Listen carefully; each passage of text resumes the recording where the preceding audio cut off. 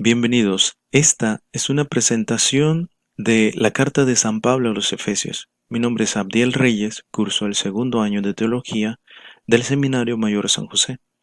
Es el curso de San Pablo dirigido por el presbítero Ramón Burítica. Introducción. La carta a los Efesios se suele colocar en el grupo de las cartas de la cautividad, en la que se encuentran Filipenses, Colosenses y Filemón, junto con Efesios. Éfeso es una ciudad situada en la costa occidental del Asia Menor. Era la capital de la provincia romana de Asia. A su puerto llegaban naves de todo el mundo. Por ende, el intercambio de comercio y de culturas la hacían una ciudad muy floreciente en tiempos de San Pablo. Cabe destacar que aquí se encontraba el templo de la diosa Artemisa, la que lo convertía en un lugar de peregrinación de toda Asia. Al norte y este de esta provincia se encuentran otras 6 ciudades, a las que son dirigidas las cartas de San Juan en el Apocalipsis: Esmirna, Pérgamo, Tiátira, Sardes, Filadelfia y Laodicea. Al norte está Troades y al sur Mileto.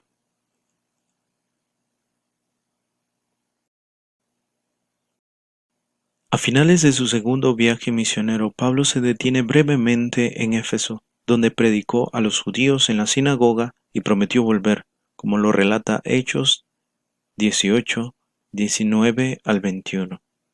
En su tercer viaje misionero estuvo en medio de ellos aproximadamente 3 años. Se constituyó en el centro de su actividad apostólica, evangelizando las ciudades aledañas anteriormente mencionadas. Por último, San Pablo adoptó gran estima por esta comunidad, gracias al tiempo que pasó en ella. Generalidades. Su autor. Aquí hablaremos de la tradición, de algunas voces en contra y otras a favor. La tradición adoptó con gran unanimidad la paternidad paulina de la carta a los Efesios, basándose en la inscripción de la misma, como ya se ve reflejado en Efesios capítulo 1, versículo 1 y también en Efesios capítulo 3, versículo 1. Sin embargo, a finales del siglo XVIII, un número considerable de autores han puesto en duda su autenticidad y se fundan en algunos argumentos. El lenguaje y estilo. 40 a 45 términos son propios de esta carta y no se encuentran en ninguna otra carta paulina. Posee un estilo solemne y complicado, comparado al resto de las otras cartas. Doctrina más desarrollada. Su cristología no hace mención de la segunda venida como en otras cartas. Sí se habla de Cristo resucitado y exaltado, y también del significado de su muerte. Se da una visión de una iglesia universal y una madurez doctrinal sobre el matrimonio. Se aduce también sobre la semejanza sobre los colosenses, que es de carácter literario y doctrinalmente son semejantes. Poseen entre 75 versículos semejantes cuando se ponen en paralelo. Estas cuestiones sugieren intervención de un discípulo del apóstol que adoctrina al redactor de la carta de Efesios, dando como resultado una carta rellena de doctrina paulina como otras. Voces a favor. Un número de críticos afirman la autoría paulina. Por la tradición, a fines del siglo I se basan en la tradición unánime, cuyos testimonios implícitos se remontan a fines del siglo I con San Ignacio de Antioquía y San Policarpo, y los explícitos a principios del siglo II con San Irineo, Clemente de Alejandría, Tertuliano y el fragmento muratoriano. Cabe destacar igualmente que esta autenticidad de la carta es propuesta también por algunos herejes como Marción, Basileides y Valentín, Argumentos a favor. Respondiendo al lenguaje y estilo mencionado anteriormente, se dice que el mayor número de términos propios de Efesios se concentran en secciones peculiares, como las que tratan de la Iglesia como esposa de Cristo, Efesios 5, 25 al 33, y la enumeración de las armas del combate espiritual en Efesios 6, 13, 17. Este empleo de términos nuevos viene exigido por los demás tratados. Acerca de la reflexión en los momentos de prisión de Pablo. Esta doctrina más desarrollada que presenta la carta a los Efesios puede deberse a la reflexión más profunda que el apóstol pudo hacer en aquellos días de prisión. En cuanto a la afinidad entre Colosenses y Efesios, se explica por el corto espacio de tiempo que hubo en medio de la composición de ambas cartas, exponiendo ciertamente una doctrina más profunda sobre Cristo y la Iglesia, que son unidad y universalidad. La carta a los Efesios apenas presenta datos concretos y noticias personales que permiten determinar la cuestión de fecha de su composición. Sí, que igual de diversas son las respuestas a esta pregunta sobre la fecha de redacción. Un dato para resolver esta cuestión es la afinidad de Efesios con Colosenses, ya que esto indica que sus historias de redacción se pueden cruzar. La cautividad puede ser uno de los referentes para resolver esta cuestión. La cautividad romana entre los años 60 y 63 es la que tiene la más probabilidad de ser la que se menciona en las cartas, porque le daban mucha libertad al apóstol y en estos espacios podía ciertamente redactar aquellas cartas. Generalidades. Destinatarios. En los títulos de la carta, manuscritos y códices, parece darse a entender que los destinatarios de la carta son los creyentes de Éfeso. Existen algunas objeciones a esto. Falta en esta carta saludos y despedidas que encontramos en otras cartas. Sabemos que Pablo fundó esta iglesia, permaneció durante largo tiempo en ella, y se nos menciona en Hechos 20:30 que sintió por ella un gran afecto.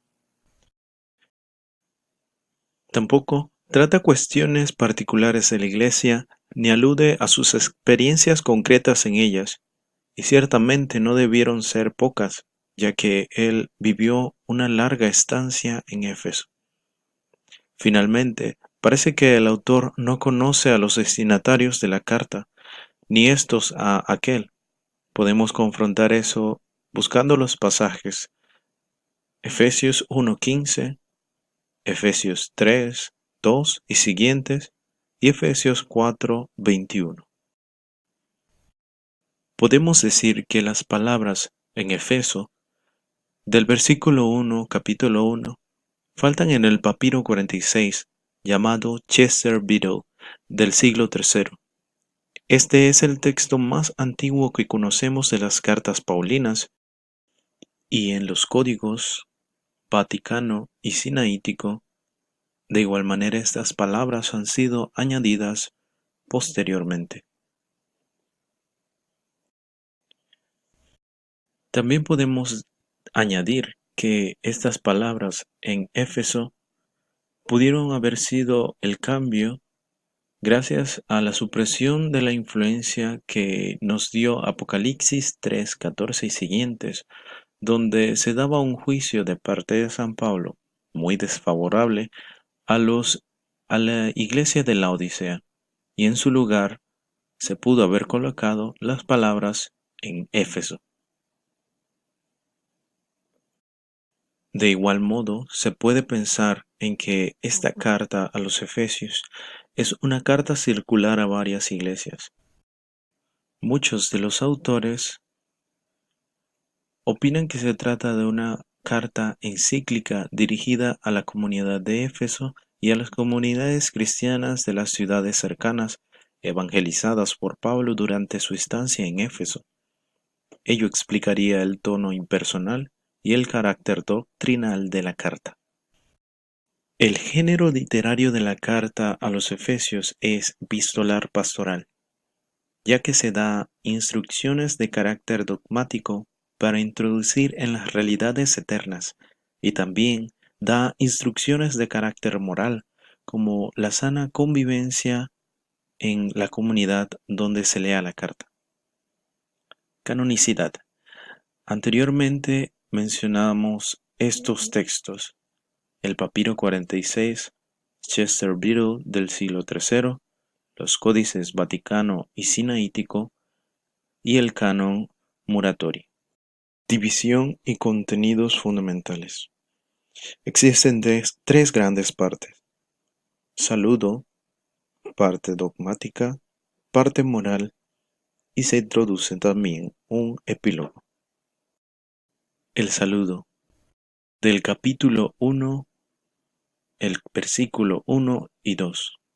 El saludo contiene el nombre del autor, los destinatarios y una simple apreciación.